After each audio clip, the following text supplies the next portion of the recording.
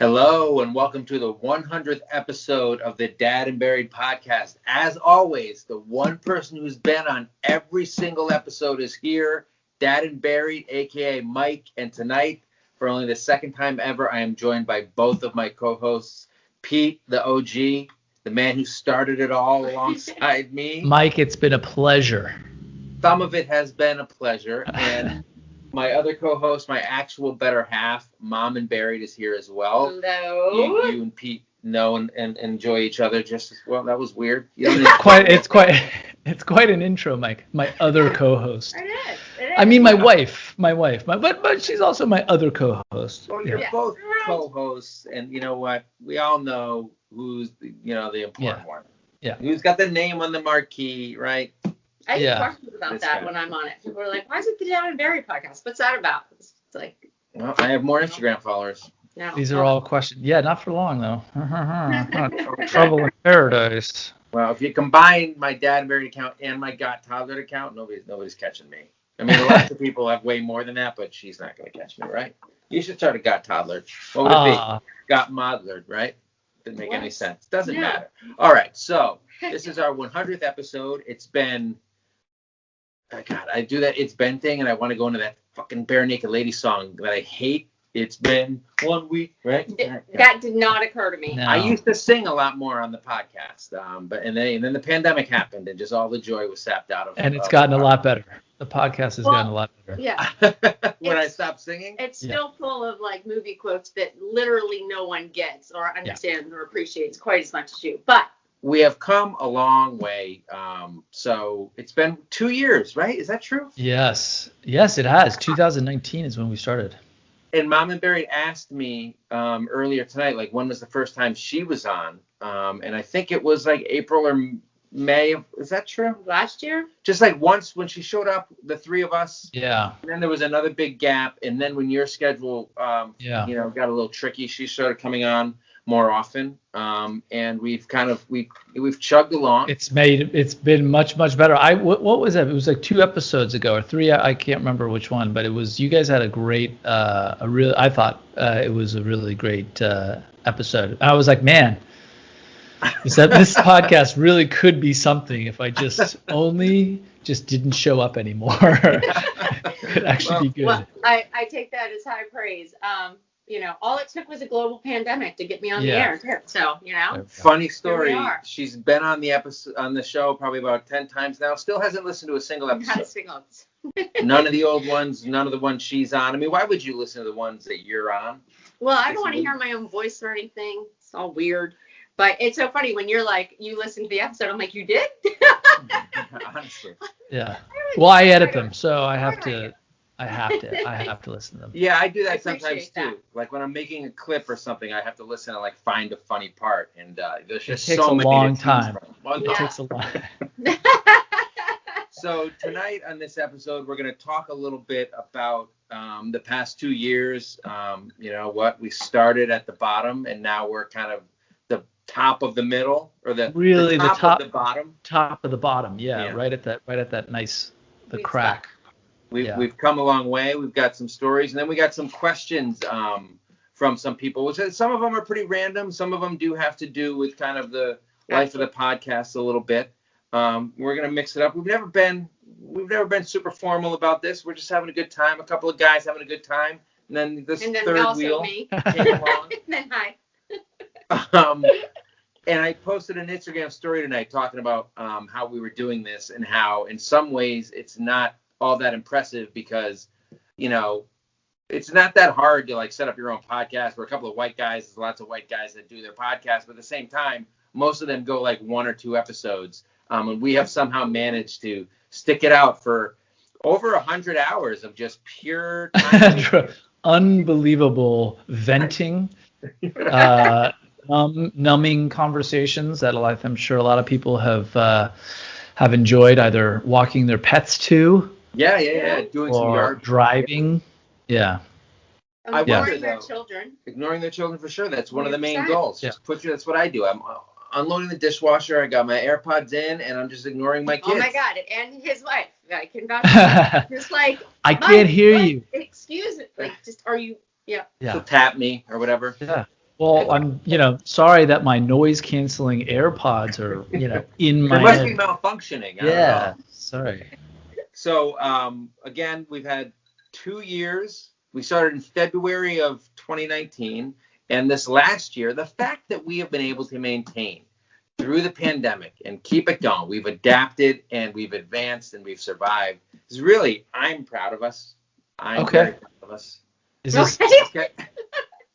is this the moment where we interlace our fingers? We interlace all three of us, and we start twirling around. So we're gonna talk a little bit about that, and then answer some questions, some goofy, some a little bit more serious. Pete, I don't know if you're ready for it. Ooh, I'm ready, Mike. Let's you get ready this. To reminisce? I'm ready to reminisce. All right, we're gonna get into it right after this with Pete and Mom and Barry. Do it. Beautiful.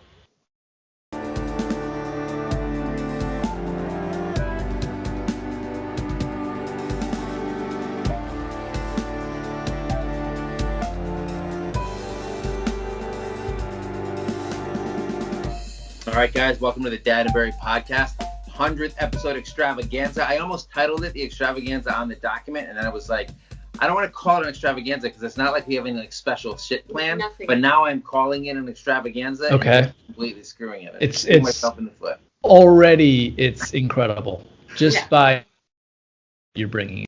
What is incredible is that we've been going strong for 2 years and 100 episodes. People have been listening on Apple, Spotify, everywhere else, wherever you guys are listening. Thank you very much. Please like and subscribe. Give us a rating. Give us a review if you want. Haven't had a review recently. I like getting the 1 stars where they complain about my political leanings. Nice. You know what? But I don't talk about politics too much anymore because things have settled down a little bit for reasons we don't need to get into. But we do have a variety of people who do leave reviews and who do throw us a little bit of money on Patreon and Anchor. We appreciate all of you. You know what? We should have thought about maybe having some of our diehard fans on, but I don't think there's too many of them left. I think we used to have our man Sarge. You haven't heard from Sarge in a long time. Sarge, if you're out there, hope you're okay. Reach out. Love you, buddy. We love you. Think about you. Stay safe.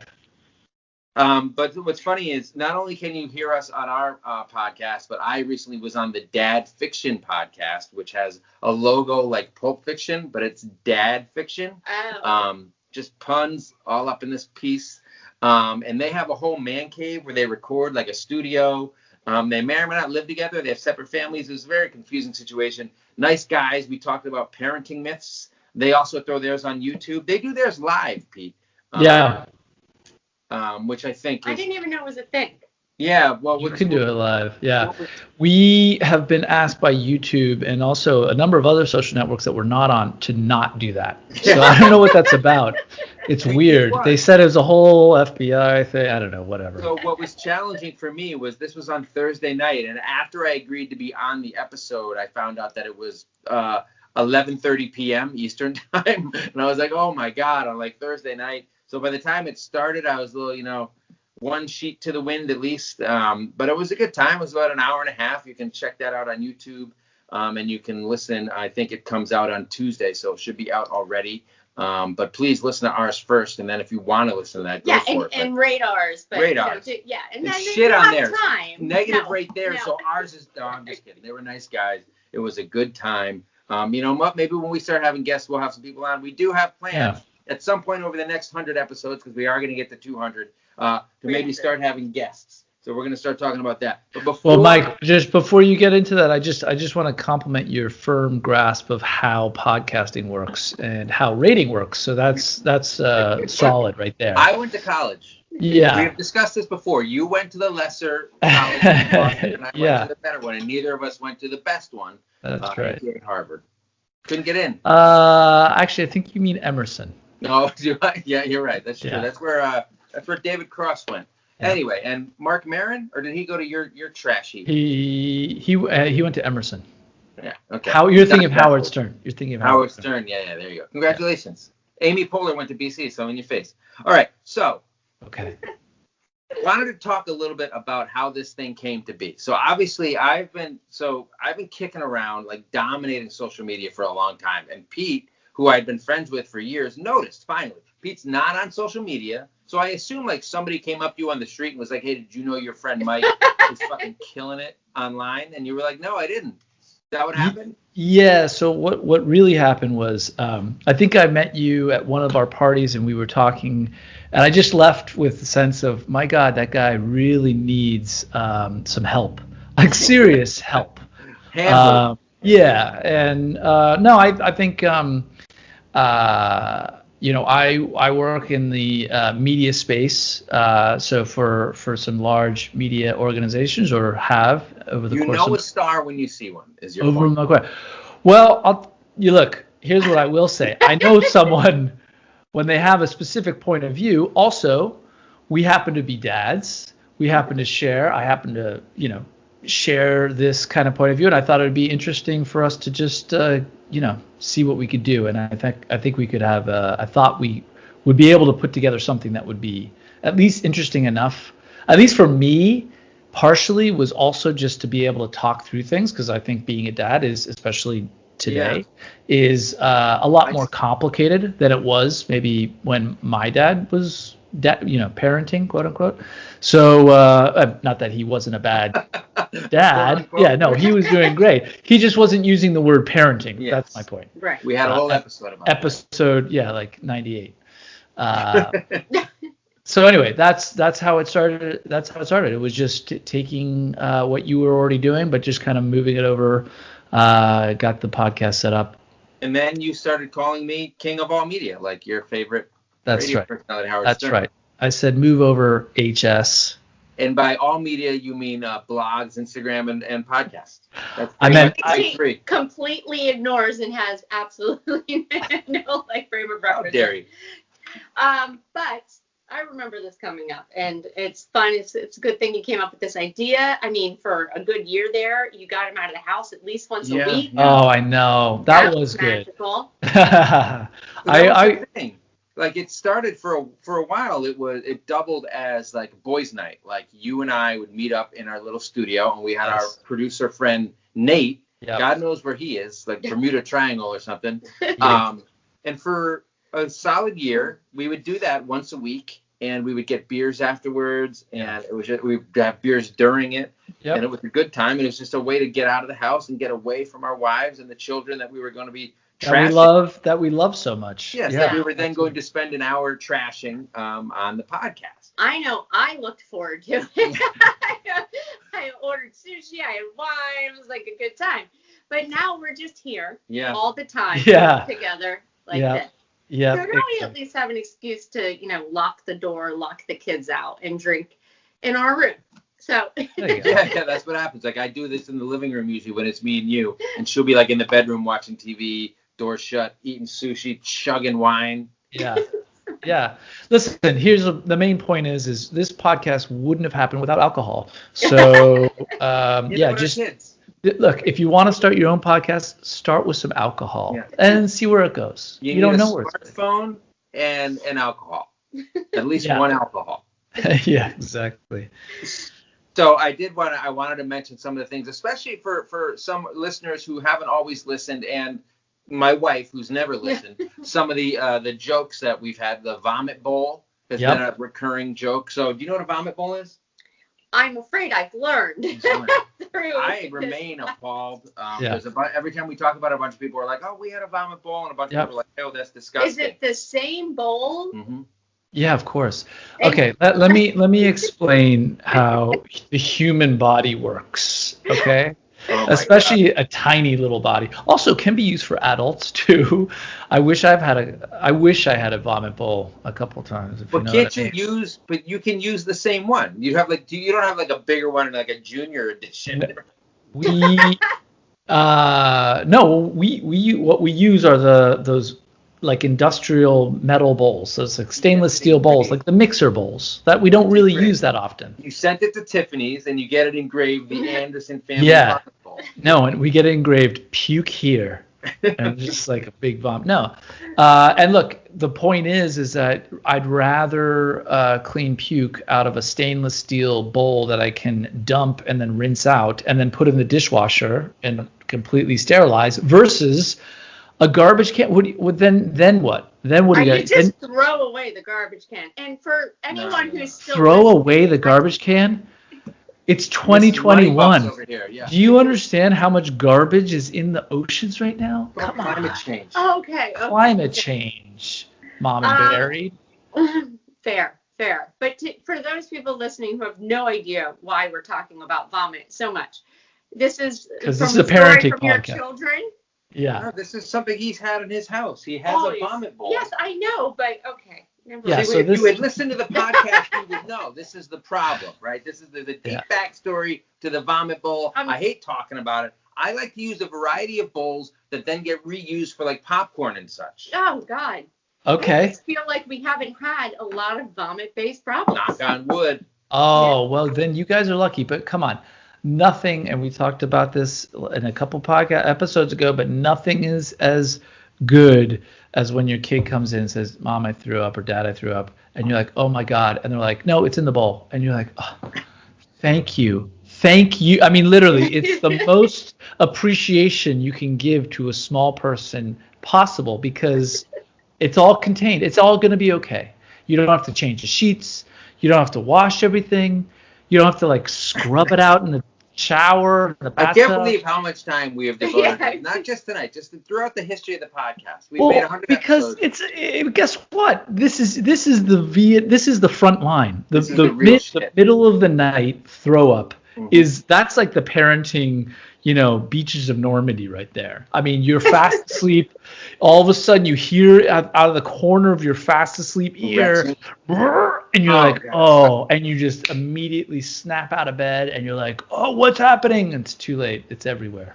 So another recurring theme on the show is our Pete and I's different styles of dress. It's a little bit less pronounced when I would be coming from work. We were both meeting at the studio, but certainly since the pandemic, and even just if I had my druthers, if I could work in t-shirt and jeans, that's what I would do. Wear my ball cap. Tonight I don't wear it as much when I'm with Mom and Barry because when we're on, she really likes to see my luscious head of hair. She just can't stop talking about it. So I try to let it out, right? But for you and for the listeners, my trusty Fenway cap, Sitco.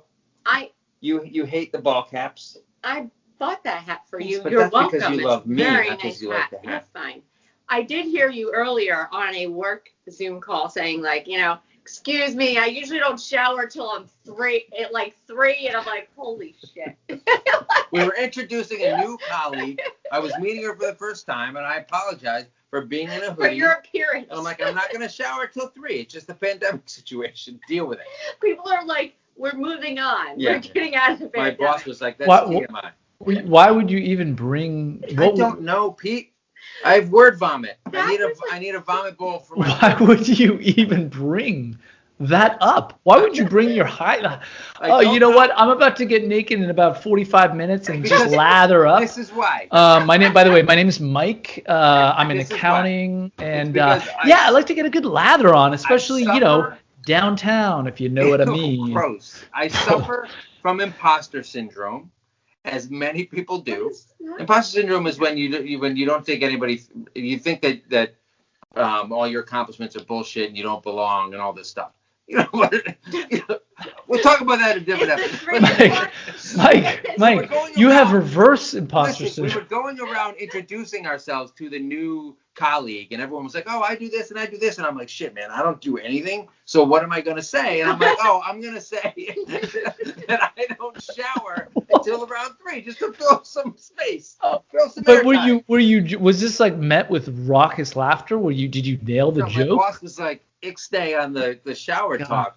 Oh my God. HR violation. Wait, were you not trying to land the greatest joke ever, or were you just being earnest? No, I'm never earnest. When am I ever earnest? I don't know.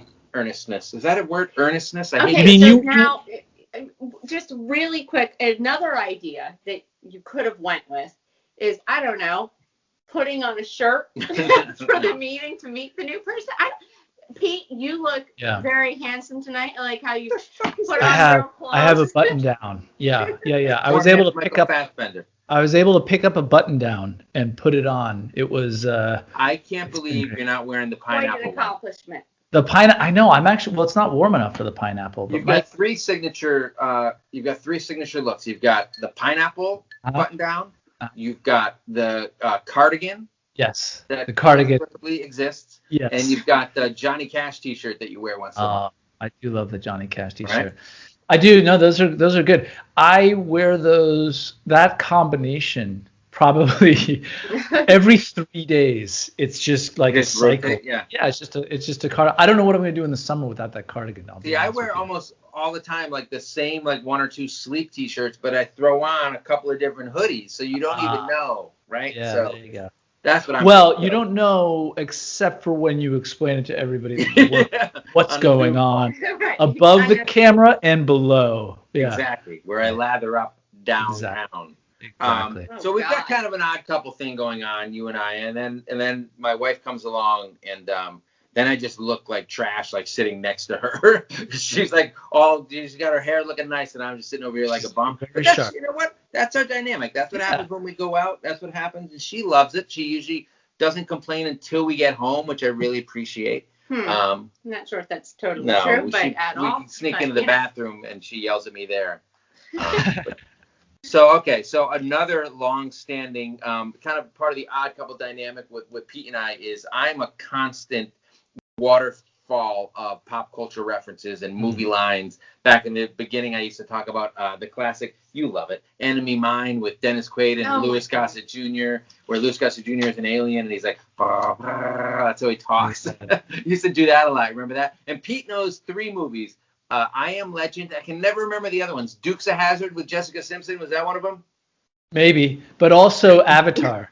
And Avatar's 1 through 12 that are coming out in the next 12 years. Have any of your kids seen Avatar? No, of course not. Why not? Because it's horrible, or because it's like yes. free sex or something? I don't know. I get mixed feelings about how I feel about Sigourney Weaver. I don't know if I like her as a normal human, or if I like her as the blue person. I don't know. Blue cat thing. By the way, I don't personally find Sigourney Weaver particularly attractive, except for I just watched Galaxy Quest.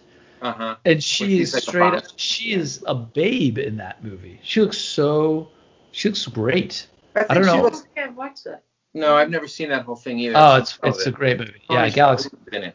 It's funny. Fun story about Mom and Buried in Avatar. We went to see it on IMAX, we saw it once on IMAX. The only reason to see it is the spectacle of it. It's not a good movie. We're like 10 minutes into the actual movie, and Mom and Buried is like, when does it start? I'm like, what are you talking about? She thought we were watching the previews for like the first 10 minutes. I had no idea what this movie was, and what I was seeing on screen did not make sense, and I was not ready to go for 2 more hours. Imagine if that was the preview, just like the first 10 minutes of it. What kind of preview is this? No, I don't know. I guess. Wow, this preview is really kind of moving the story along. Wow, that's pretty good. Yeah. So it's for gems like that we started to bring Mom and Buried on as a guest. Also because obviously you have a pretty busy schedule with your teen daughter who is a very active career. I mean, I was going to say second career. I guess her first career would be as a student, and her second career is as a ballet professor. No, her first career is making money for me. That's right.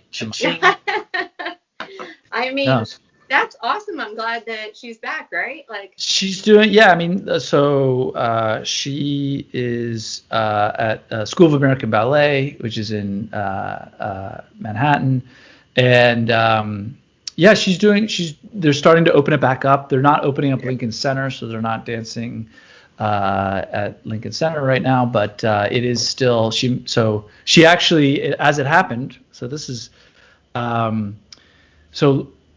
Lincoln. So she performed in a couple of different ballets, but including the Nutcracker at Lincoln Center a few years in a row. Yeah. And they never recorded it. Like in the 80s, they recorded it, and then the last time they recorded it was for this show that's on Disney Plus called On Point, which she's in, and so they actually recorded.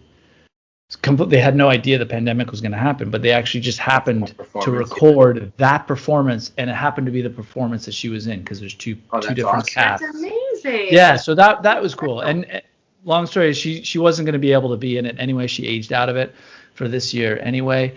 But it was cool, and it's fun. So guys, if you do see On Point, you'll see my daughter.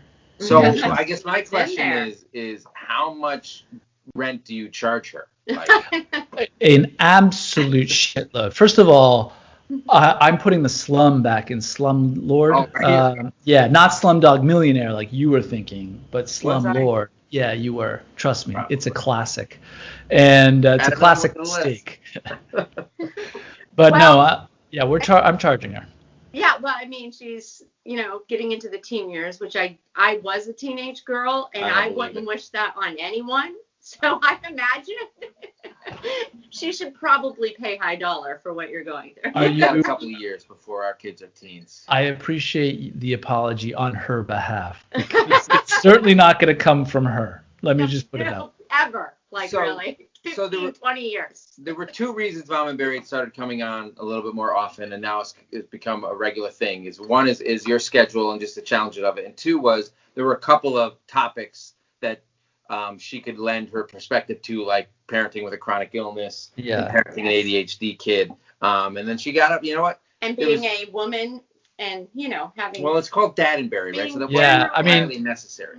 Maybe, but just being generally better than you and, Well, that's... that is, listen, you don't have a Sitco hat that has been stained. By the way, Mike, I have to say, the Sitco hat is in its prime. It looks nothing like what it was in its full. I'm going to call it full bloom because that's the only. It was definitely organic in terms of the sweat stains that were on it. It was so gnarly a couple of years ago. It was new once, as things are when they haven't been used, and then I used it with a lot of love and a lot of devotion, and it got sweaty and stuff. And then when I was visiting my parents in Connecticut, we washed it in the dishwasher, and I remember it came back, and you were like, it was a revelation to you. You're like, oh, it's amazing how much cleaner it is. And now you haven't seen me in person in a year. I don't know how it would be in person because I think it's starting to get a little dirty again. But I have another hat into the rotation, so I don't wear it quite as much. Got it. That's actually a really, really good story. But what I want to know is, what did your parents do with the dishwasher? Did they just burn it like there, or did they take it out to the field and burn it, or how did they dispose of it? It's cool to rinse the vomit bowl in the dishwasher, but not my hat. Okay, buddy. That's correct. That is, you've accidentally gotten to the correct answer. They do not become you. Yeah. Okay, so speaking of good stories, one of the questions that I got, and I missed the person's name. We got some questions. So the first one is, how did Pete and I meet? This is kind of a fun story. So obviously we have a mutual friend. I went to high school with him, and your wife went to college with him. Yep. And that's kind of how we were in the same circles. But years ago, before I lived in New York, I was trying out for VH1's World Series of Pop Culture game show. Yes. And we came down to New York, and we met you and our mutual friend Tim for lunch. Don't remember what bar it was. It was a bar in Houston. It was on Houston. Was it? Okay. Yeah. I remember this. We were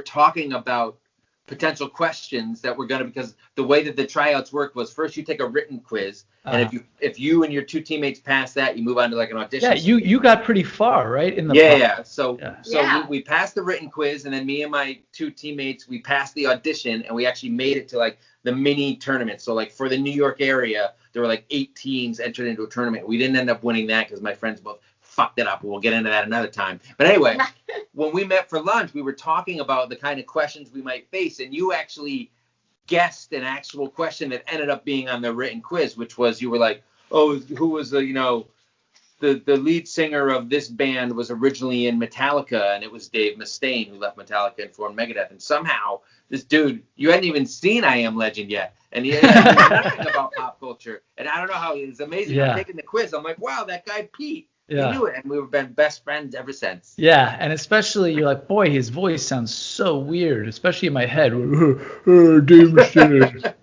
Well, that's how you sound. You can't hear yourself. Yeah, that's true. You're too close. So now I recall that day because I was there for moral support and mainly to just drink and hang out in New York, obviously, which we did a lot of that afternoon. And I just remember it was the first time we met you. you come in with our friend Tim, and Yeah. I swear it was like the Tim and Pete show. Yeah. And I was ready to subscribe. I found it so hilarious. I was so delighted. See, if you and Tim started a podcast, she'd have been listening.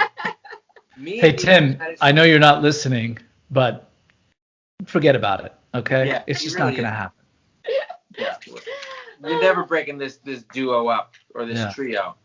Thanks. That's so. Very nice. I'm a very nice guy. All right.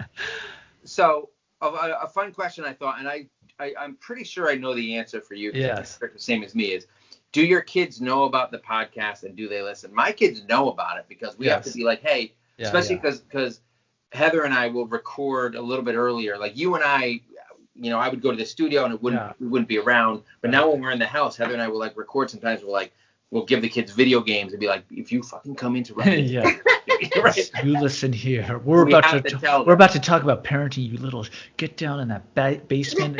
They know we have a podcast, but they've never listened. My kids don't have smartphones or anything like that yet, so I don't know that they can, nor would I want them to. But well, the older Munch, he's like, he hasn't listened at all. Like he's aware, he'll overhear something as he's passing by and he'd be like, excuse me, why did you say? Yeah, or he asked if he could listen to it. I'm like, no. There's lots of swearing. Buddy. No way. Don't worry. He got excited when he saw you in like a New York magazine and stuff. He like showed it around school. It wasn't and New York magazine. Okay. A New York magazine. Parenting magazine. Oh my, Dad, you were in New York magazine? No, son, I was in a New York magazine. A New York magazine. Which one? Subway Monthly? I'm not sure. It's Spare Change, that one that the homeless people hand out. All right, so do your kids must know this exists, but have they ever listened? They do know it exists. They have listened, or I should say, my 13-year-old does know it exists and has sort of is kind of wary about it. I was like, why are you doing this? You're swearing. I don't get it. Like, what's the deal? It's so lame, which is the greatest thing ever because it's so lame that it's just like immediately a non-thing. No interest. Right? Yeah. But my 10-year-old, I think I had something where it like popped up, or I was editing something, and it like she was doing school. By the way, thanks pandemic. She was doing school, and while she was doing school, it had come on, and she had no idea how to turn it off. And of course, she's so sweet. She like just listened to like the whole like a chunk of it without knowing. And she's like, later was like, Dad, why are you always swearing? Like, I heard you swearing for like an hour. And I'm like, what? How did you hear? And she's like, what was this? I heard this thing in my headset. I'm like, oh my God. Oh my God. Okay. Well, kudos to you, Pete, because if my kids heard me swearing for an hour, it's called Tuesday. Yeah. It would not. Yeah. That your kids are so great. My kids are going to just swear like sailors. Yeah. But not right yet now. They don't now, respectfully. So there's that. So I did want to mention, so you have 3 kids, as you know, which makes you a superior parent to Heather and I. That's right. So, and you mentioned your 13-year-old who has acquired through this podcast the nickname Mergers and Acquisitions. Yes, that is correct. Who's? His 13-year-old daughter. We call her Mergers and Acquisitions because she's like a little adult. She's making moves. She's got a career. Super intelligent, right? She's just she's very driven. She's very driven, but right up to the point where you're like, is there any way we could turn this down to like, let's say like 8 and take it down from a 13 to an 8? And the answer is no. There is no. It's like Michael Clayton. She's like a corporate fixer. She's just going to get the job done. That's right.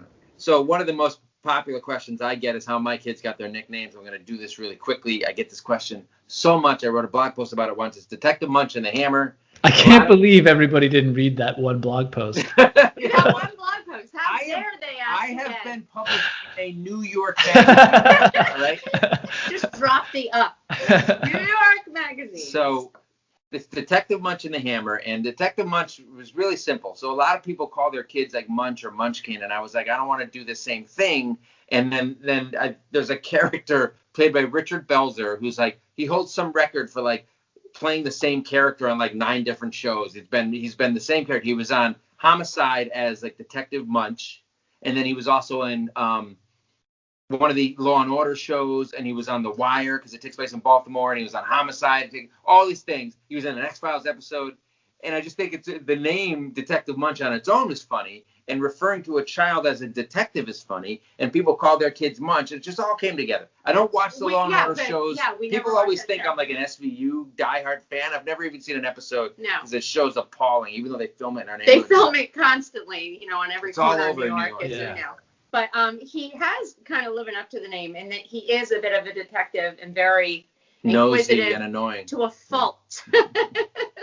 And he named the Hammer because when he found out we were having another kid, he was disappointed. He was not happy and sad, and he was like, "Can I name him? I want to name him Toilet." And we were like, "No, you can't. You can't name him, and you certainly can't name him Toilet. But you can sort of you can help with a nickname." And he was just like, "How about, can I call him Hammer?" I'm like, "Yes, that's awesome." So we started calling him Hammer. So that's how the nicknames came. He's also kind of lived up to his nickname in that he is. Well, he's like Bam Bam from he's the insane. Flintstones. Yeah. He used to even be blonde like that. But what's funny is I was thinking about this. So you got mergers and acquisitions, and we sort of from the beginning have been calling your youngest because he eats 2 breakfasts. He's like a hobbit. So I think I actually called him a hobbit a couple of episodes ago. I don't know. Is that like? It's not an insult. They don't exist. It's an insult. It is. I don't 100%. It's 100% an insult. What if we call him Frodo? When you call someone a hobbit, it's not. I don't know, Mike. So basically, if you talk about bathing during a meeting, if you call someone a hobbit, these are just little social cues, just to kind of file away. So, yeah. But maybe but I would maybe venture to call him Second Breakfast, because Second Breakfast that's not bad. Yeah, it is. It both implies this. If I were to call him Sam from the Shire, that's a little weak. Second Breakfast kind of typifies what's going on there. I like it. Second Breakfast, and we need one for the middle kid. Well, that's the dude. Yeah, the dude. Oh, right, the dude. Yeah. The dude abides. The dude abides. She is very chill. Yeah. That's a very. Well, like I said, she did her class, but was listening to the podcast the whole time. Not like, hey, not like time. if that had happened to Merges and Dad, what the hell? What am I listening to? Like that would have happened right away. And instead, it was just like, hey, how was class? Good. Why? I heard you for like an hour just swearing. What do you mean you heard me? During my class, I just heard for 1 hour, like while the class was going on. It's really distracting. Wait, you heard the podcast and your class was going on at the same time? Yeah.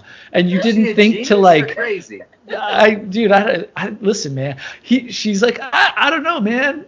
With your rules and your computers, I don't know. Yeah. I like it. The dude, mergers and acquisitions, the dude, and Second Breakfast. I like it. Yeah. All right, so this is a very important question we got from Stink.Pickles. Is a hamburger a sandwich? It is if you're getting it from McDonald's. Okay, well, you know what? A hamburger from McDonald's is not a hamburger. It's McDonald's. Everything it's McDonald's a sandwich. Tastes like McDonald's. By the way, go ahead. Ahead. I was going to say that I still think that a Big Mac is probably the best hamburger sandwich. It's the best McDonald's item. It really is superb. I mean, I would even put it, honestly, I would even put it up. We were just having this conversation. It was Shake Shack, Five Guys. I know. Oh, what about, but, and they all have a place, but there's something to just the combination of just like the soft, it's just something so good about it. The extra. It's just so good, yeah. And the fact that there's not that much meat. By the way, can we start? Well, that's what I'm saying. The fact that there's, with all these hamburgers, people are like, oh, check out my burger. I just took a bite. I'm like, dude, all I got was just was meat. I'm chewing the only bite I got right now was just like grilled meat. You know what I mean? Like I want mix it up a little bit, and that's what the Big Mac gives you. I will say I don't like restaurant burgers. Those ones that are like that are. What? Exactly. People think, oh, okay, so you want a really good burger? Check out our burger. Our burger is so big you can't fit your mouth around it. I want to fit my mouth around it. I want to be able to. I want to just be able to eat it normally. That's all. That's all. Just a regular burger. So here's why I think a hamburger is not a sandwich, because I believe the sandwich was invented. It may or may not have been the Earl of Sandwich. I don't know if that's a joke or not. I can't remember. But I believe it was like invented with leftovers that were like in the fridge. Let's all put this stuff together. Whereas a hamburger, you need to cook the hamburger and you like have a plan and stuff. So I think that disqualifies a hamburger from being a sandwich. Dagwood, that's my 2 cents. Wasn't that like Dagwood's a comic book? He didn't invent the sandwich. Yeah, but it was all about sandwiches. Dagwood wasn't around in the Middle Ages. Well, I had a quick thing about McDonald's, and also earlier I said we don't have a big problem with vomit. Let's revisit vomiting. Oh God. But our Detective Munch has a problem with car sickness. So this has happened more than once where grandma would pick us up from the train station when we would visit, and she'd like stop and get him a Happy Meal, because we like never did that, especially when you're on like the first kid and you're being all that. It was a big treat. And at least twice he took a bite of McDonald's and vomited into the Happy Meal box. No way. Like one bite? One or two, maybe, like in the car sickness. Oh, I see. Oh, yeah, okay. So, plus, it was McDonald's. Which boy, what a way to like switch off in his mind ever wanting to go to McDonald's. But like, the problem is his little brother knows you get toys with Happy Meals because McDonald's is genius, insidious marketing, and he always wants to go to McDonald's. Mike, aren't you in marketing? How dare you? So clearly by the bathroom story, speaking of the fact that I'm in marketing, Yellowbug319 says, what would you do if you didn't do this? Now, I always find these kinds of questions funny because people seem to think like this is my career. I don't make any money, certainly not any money off the podcast, or I can make a little bit of dollars and cents, a little bit from, some of my social media stuff and just basically connections I made off of it. But people often want to know, like, what's your day job once I say that I work? And I'm very secretive about it because still, like, sex work still isn't legal. So I don't want to keep talking about it. I am in marketing. I market my body as best I can. And I don't do a great job at it. And you shower at 3 p.m. That's like the worst. Like, shower at 3 p.m. Why would you shower? The day's already gone. Like, you forget about it. No, because I love to shower. I love to shower. She loves to shower at 9 a.m. No, because you'll get mad if I shower twice. What? She does. She doesn't like if you shower more than once. No. I don't that makes sense. Do you know what he loves to do? He loves to shower at like 6 o'clock when like all the kids are like wanting to eat and get ready to bed. At bedtime. Like, you know what? You guys can have the podcast to yourselves. I'm done. All right. So it's dinner time and time for a quick shower. Yeah, as if a quick shower exists. Super Toph wants to know if you guys, if we will go back to the hot box studio from the early episodes. I don't know. Will we? I don't know either. Actually, I gotta find out. I haven't. I gotta look into that. So my actual day job, the plan is for the office to open up starting in September. I don't know what your deal is, but if I'm starting to like use the subway again and go to work, the hot box could be back in play for me. Okay. He's looking ahead to September. Yeah, no, like, I would like to leave here. yeah, man. I don't know if our studio is still available or not. Right, that's what I mean. Yeah. So I'll look into it. I'll see what's up. See what the deal is. All right, next question. Nicole_M_Reynolds says, do you expect your friends without kids to hang out with your kids, or are you merciful? So I have a couple of friends who don't have kids. And no, like, I don't even want to hang out with my kids. I would not anticipate. They have known my kids, like these guys, for long enough, or like from the early stages, that they do like to check in and see how the kids are and stuff. But they're not like down for like, let's go out to like dinner with my entire family. Or if they come over to like our backyard and we have a cookout, we'll be like, all right, kids, you have the first couple of hours. My kids don't necessarily want to hang either. Yeah. You'll be around, and then at some point you're going to bed, and it's a time for the adults. Yeah, no, like our pod family, I don't know, whatever you want to call it, but the family we've hung out with throughout the pandemic. I mean, when we do get together, it's like, all right, you guys be over there, and we'll they be have over kids here. They're kids. We still don't want to be with each other's kids. Yeah. I mean, they're fine.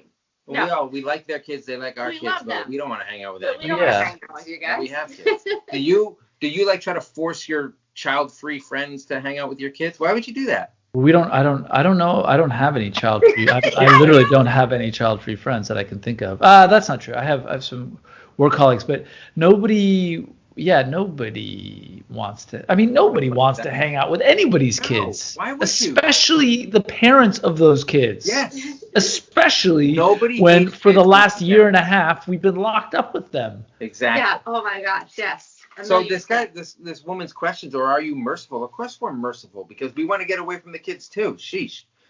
All right, so here's another question along the lines of the one Yellowbug asked. S.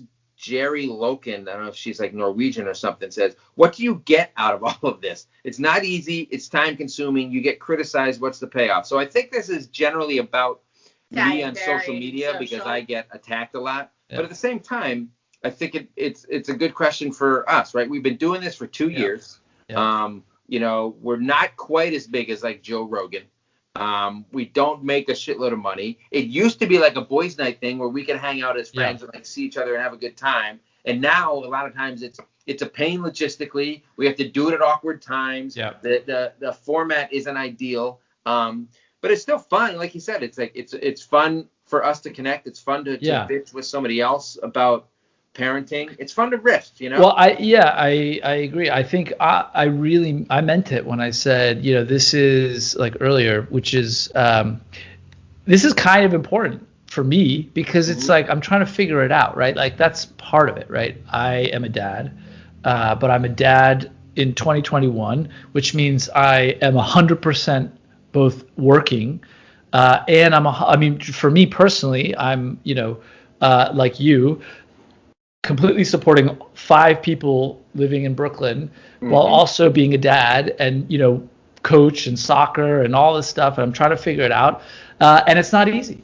And I don't think I'm particularly, there's things that I don't think I'm very good at all. And that's the reason why we're doing this podcast. To me and you're like, Mike, tell me what to do. Like, exactly. No, I come and I'm like, wait, you did what? I feel so much better. He lowers the bar, as he likes to say.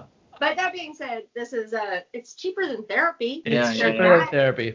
And I also like to hear from I think it's really I think what you have, and I also I'll just say this. I think the format of this podcast is really unique, right? Which is you have this large audience.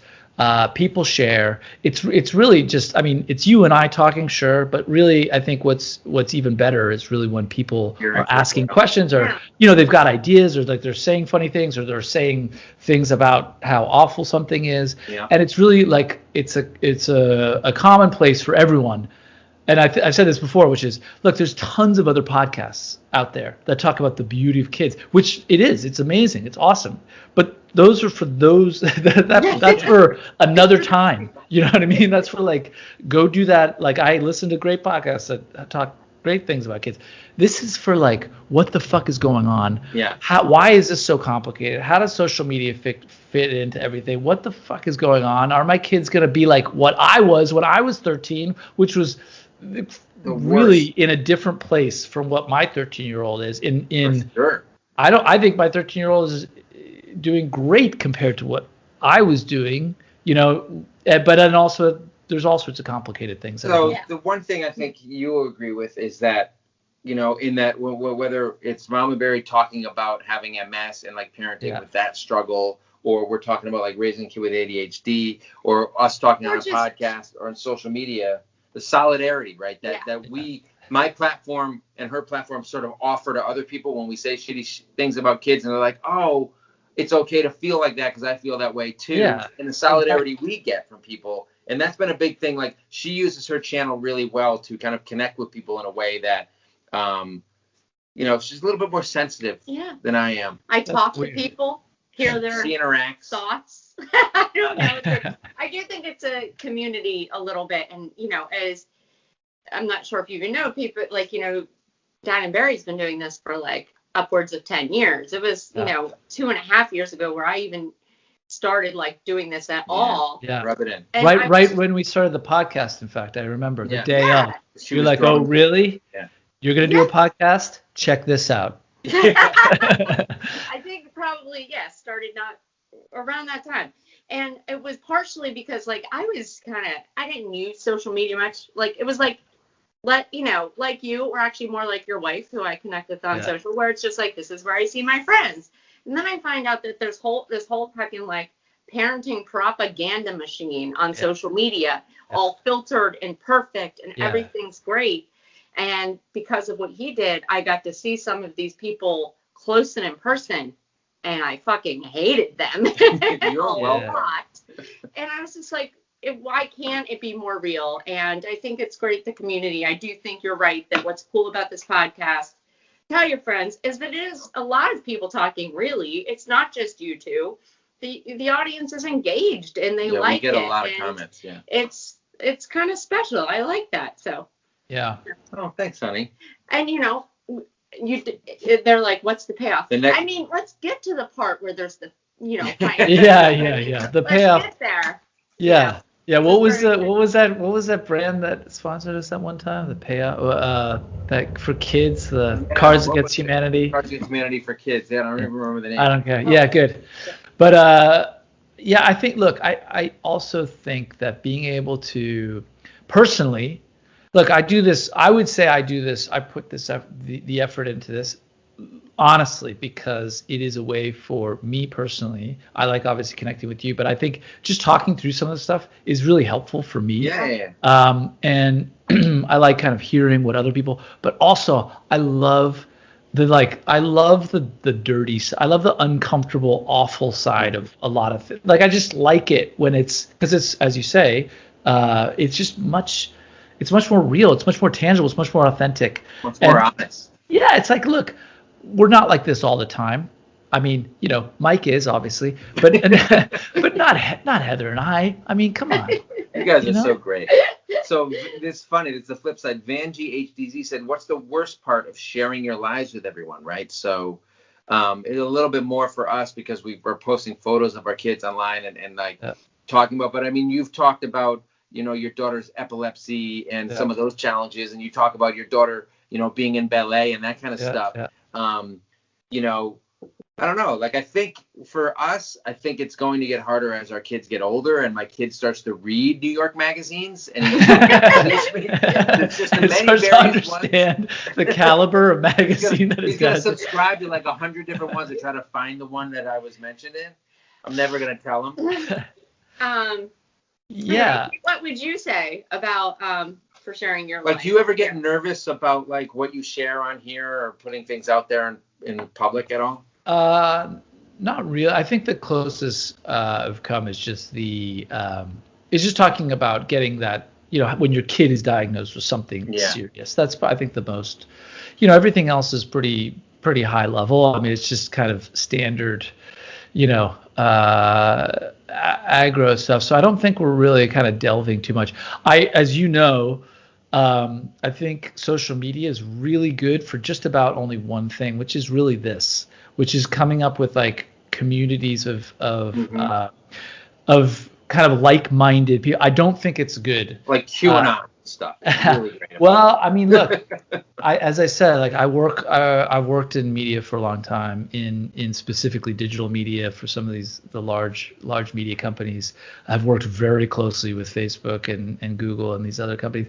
I don't like it. I didn't like it in 2007. No, I really like. I just was like immediately understood. Well, at least for me, was like I can see the impact this is going to potentially have on my life personally, professionally, like way ahead of the curve. Just being able to like kind of get a sense of that, and I have no idea that it was going to be this crazy, but it's like I don't even, when I'm talking with my 13-year-old about what, she's telling me what kids that are my middle daughter's age are doing, and I find that really disturbing. And in some ways, I'm glad that she's monitoring them. And it's been such a battle for her to get social media. Like it's been no forever.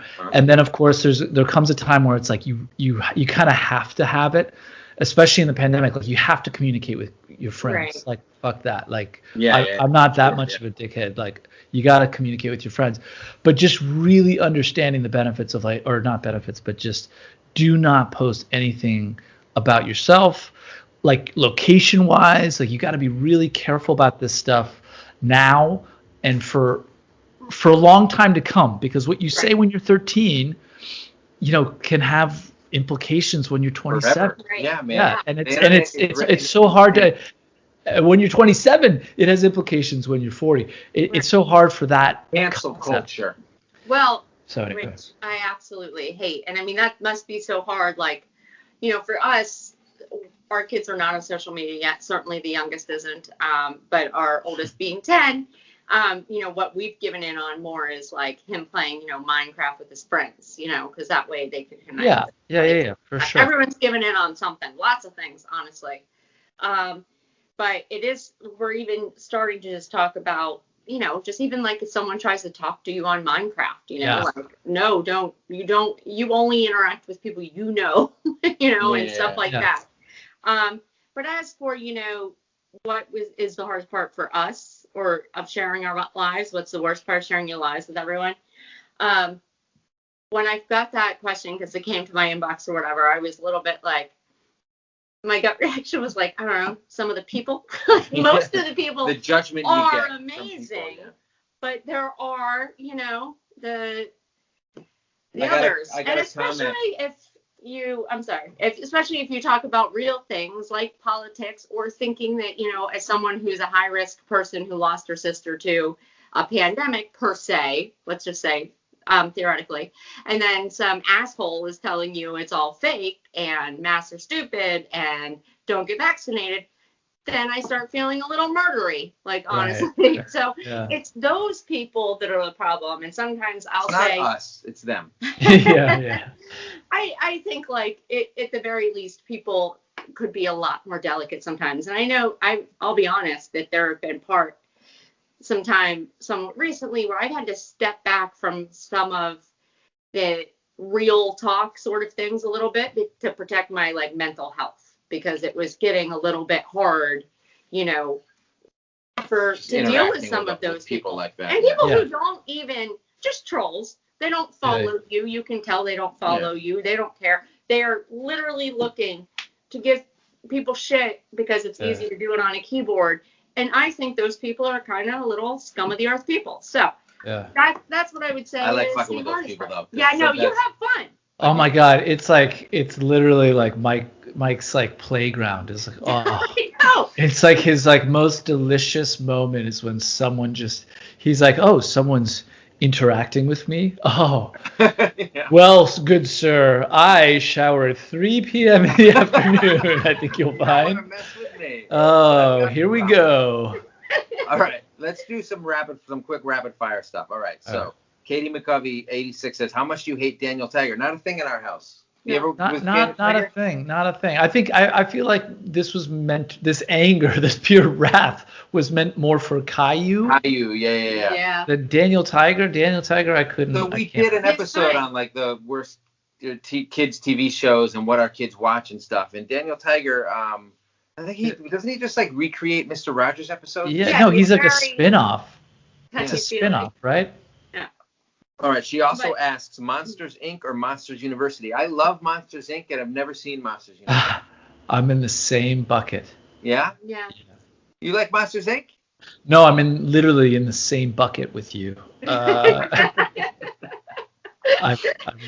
what was a bigger day, wedding or the birth of your first?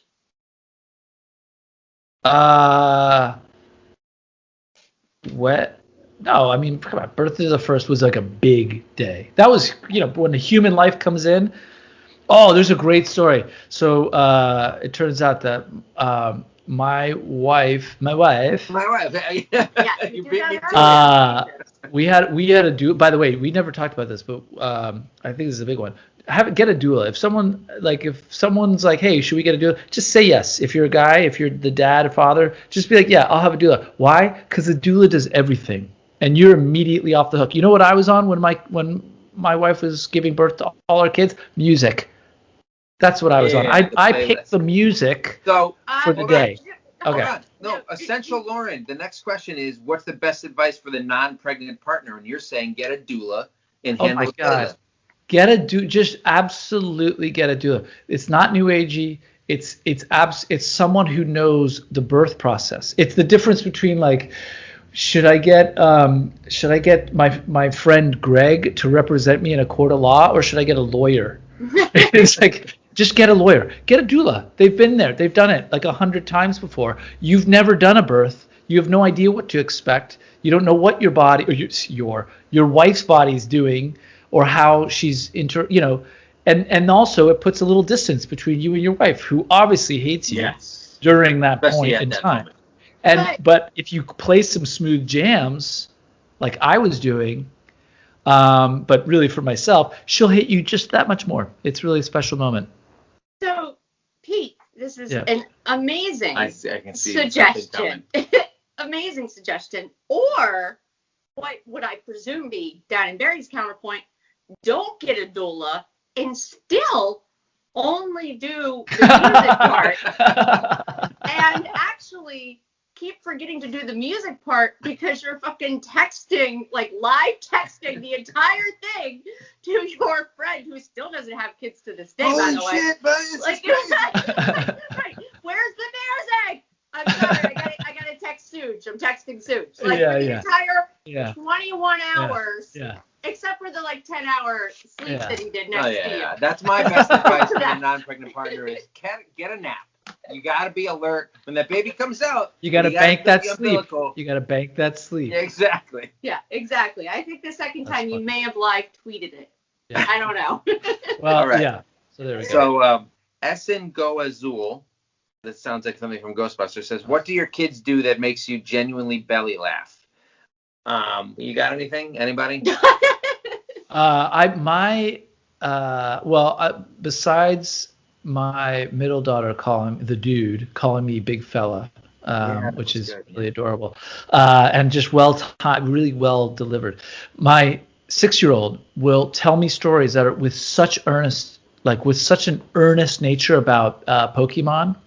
Like, Dad, okay, do you know that Bulbasaur, when he comes, if it's an Alolan Bulbasaur, and I have no idea what he's talking about. I mean, I have kind of an idea, but he'll end it with one of these, like, I mean, it's not even an Alolan Bulbasaur.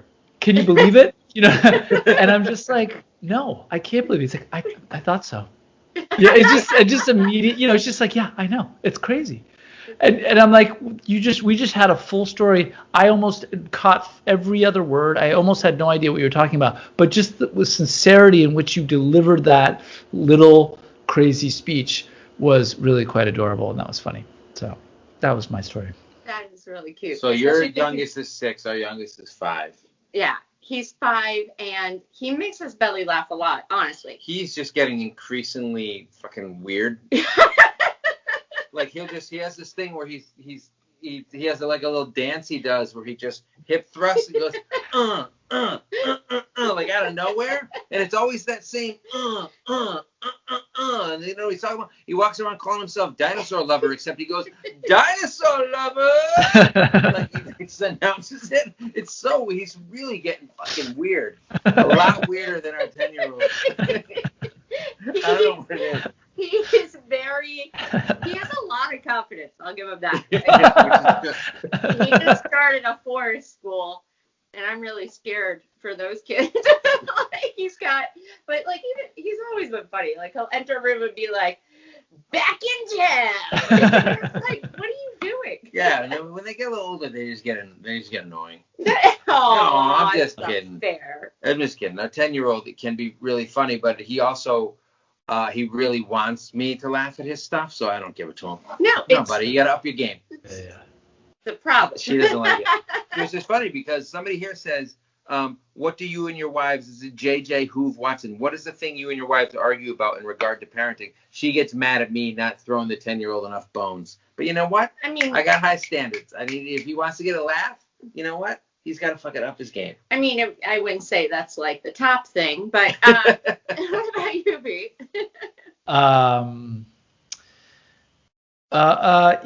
Yeah, there's just, I think we sometimes have different styles, and sometimes they don't. Yeah, listen, my wife has a certain style, I have a certain style, so we come together, we compromise, and we do my wife's style.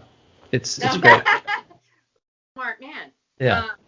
Here, I think, we've talked about before, certainly that sometimes, although after a year plus of pandemic, I am less so, but he sometimes I think is just like too harsh on the discipline or too hard or just too hard.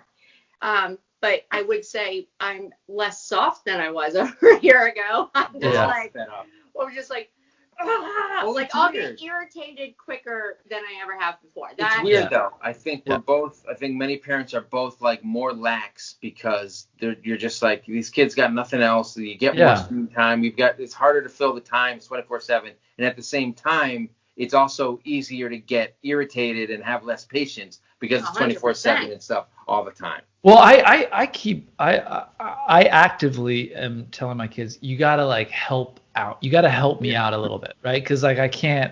I'm like, look, I'll be cool. I'm like, I give my like Pulp Fiction speech. I'm like, I'll be cool, you be cool, right? Like I'm like, guys, here's as simple as it is. All you gotta do, just finish your dinner. That's it. Just eat food. Eat food quickly, eat food without whining, eat food without complaining, without getting up from the table. Let's make it like 15, 20 minutes. That's it. Let's not make it an hour. Let's not make it an hour of getting up, like getting a toy. Or let's not make it, I just have to be right back. Where are you going? I just have to get something. And then like 20 minutes later, I'm like, where are you? What the fuck? You know, Dad, why are you yelling? I'm yelling because what the fuck? Where'd you go? Where'd you go? Oh, I just had to build a magnetile tower. What are you talking about? Why? Oh, why, Dad, why not? I'm just trying to be creative. Like, you know what? It's not now. They never know when the now is, ever. So we got two final questions. One, I think, since your wife's not here, I'm gonna send this one to Mama Berry. This is from Mean Mommy 2010. How do you keep the romance alive? I've been married for 12 years with 4 kids. So we've been married. It'll be 14 years this September with 2 kids. You guys, how long have you been married? A little longer like than that. A year longer? Yes. It'll be 2000. Yeah. Almost 50. Yeah, 15.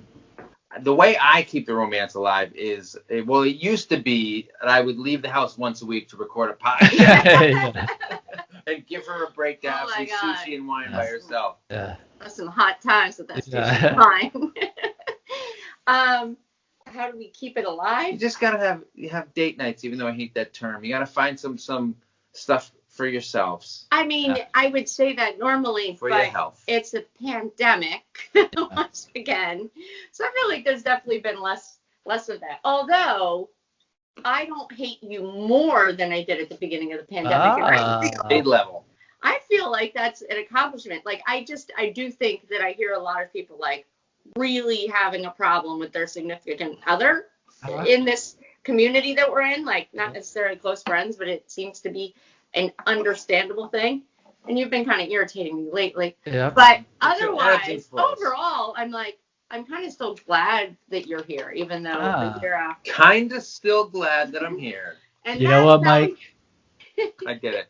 That's called agape love. It sure I'm is. kind of still glad you're around. All right. No, that's great. I do look forward to date nights and stuff. Those are nice when you can get them. Listen, I just noticed that, she's been married for 12 years with 4 kids. As you know, we have 3 kids.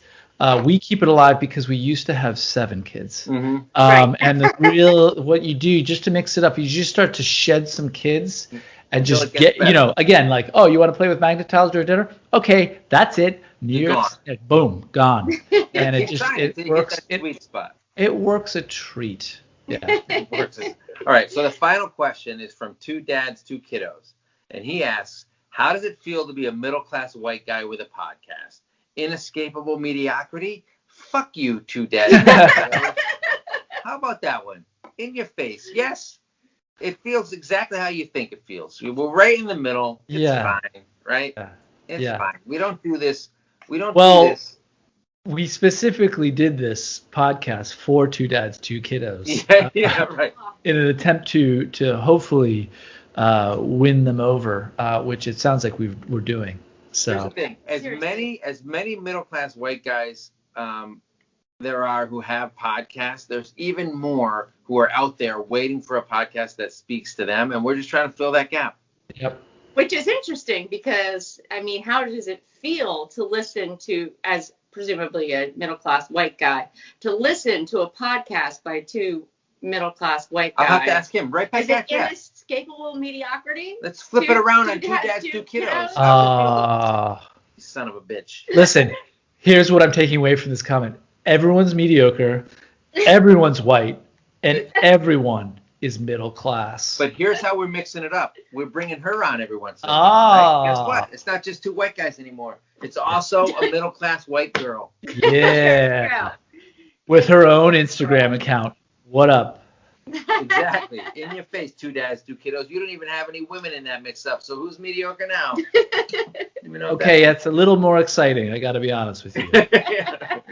All right. Well, look, I think that was probably the best 100th episode in the history of podcasts. I think once again we crushed it with Heather's help. We really we nailed it. Everything. I mean, I don't think you could do it any better than that.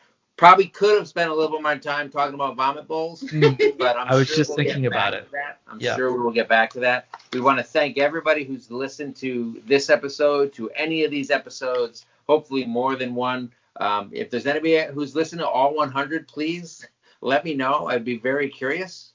Yeah. Certainly not you. Tell me what they're about. I'd love to hear it. Some highlights. Honestly, we're going to start redoing episodes because I don't even remember what some of those early ones were about. We're going to start redoing them? Like, that started happening in the 60s. Yeah. Well, look, we appreciate everybody who listens. We appreciate everybody who comments. We couldn't do it without, as Pete said earlier, we couldn't do it without your interactions and your input and your feedback. Please subscribe. We love our supporters. We love Sarge. Julie Bowden. Yeah, I can't remember most of the names anymore. Because we used to read them off every day. Rattle them all off. Yeah. All I can remember is Sarge. Such a catchy nickname. I know. Anyway, you can find us everywhere you listen to podcasts or however you found us today. You can throw us some money on Patreon or Anchor. We'd really love it if you would subscribe and like and rate us wherever you listen. Follow Mom and Buried at Mom and Buried on Instagram. Follow me everywhere. Can't follow Pete because he doesn't believe in it. No. Not at all. So I'll see you in the dark web, everybody. Thanks so much. Silk Road, and we will be back next week. One way or another. I don't know which of you guys will be joining me, but guess what? I'll be here, and that's all that matters. Okay. It was great doing it, especially with you, Pete. And Mike, you're great. Congrats on 100 episodes, both of you. All right, guys. Awesome. Congrats. Thanks so much. See you next time. Bye.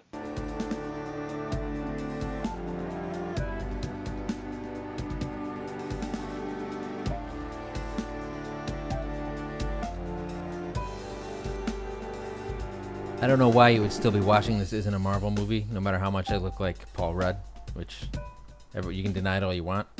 It's there. In the eyes, I think. I'm young looking like him. If you enjoyed the podcast, which you obviously did or you wouldn't be listening still, sign up on iTunes, Spotify, wherever you want to listen to. Comment here on YouTube. Subscribe. Hit that like button. We want to hear from you. Comments, questions, dirty jokes, money. All the money you can give us. We'd love it all. Catch you next time.